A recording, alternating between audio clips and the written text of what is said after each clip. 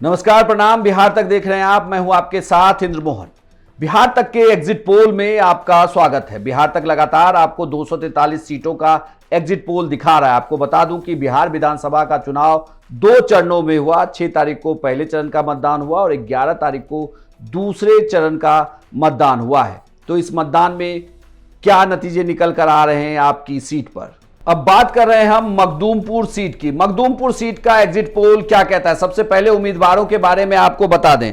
Makhdumpur seat पर Rani Kumari LJPR की उम्मीदवार हैं, सूबेदार दास आरजेडी के उम्मीदवार हैं और शंकर स्वरूप पासवान यहां पर जनसुराज के उम्मीदवार हैं। 2020 के चुनाव में मखदूमपुर की सीट आरजेडी के पास थी। अब 2025 के चुनाव की बात करें तो 11 नवंबर को यहां मतदान डाला गया है और मतदान के दिन वोटिंग प्रतिशत जिस तरीके से पूरे बिहार का बढ़ा है और जनसुराज की एंट्री ने सबकी टेंशन जरूर बढ़ा दी है कि इस सीट पर क्या हुआ है। मखदूमपुर सीट की बात करें तो बिहार तक के एग्जिट पोल के अनुसार मखदूमपुर की सीट एलजेपीआर की रानी कुमारी लड़ रही थी, सूबेदार दास आरजेडी के लड़ रहे हैं और शंकर स्वरूप पासवान ये जनसुराज के लड़ रहे हैं।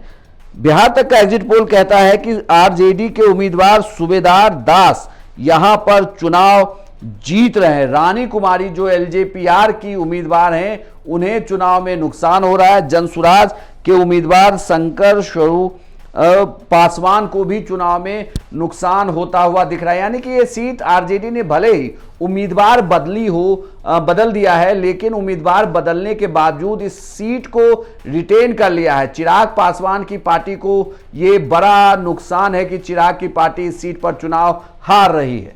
आपको क्या लगता है, आपके अनुसार जो बिहार तक ने एग्जिट पोल बताया है, क्या ऐसे ही नतीजे इस सीट पर आने वाले हैं या आपको लग रहा है कि इस बार इस सीट पर नतीजा बिहार तक के एग्जिट पोल के अलग होगा? तो आप अपनी राय हमें कमेंट बॉक्स में लिखकर बताएं। साथ ही आप भी बताइए कि पूरे राज्य को लेकर यानी कि बिहार की 243 सीटों पर एग्जिट पोल क्या कहता है। आपके अनुसार इन 243 सीटों को जोड़ा जाए तो बिहार में किसकी सरकार बन रही है?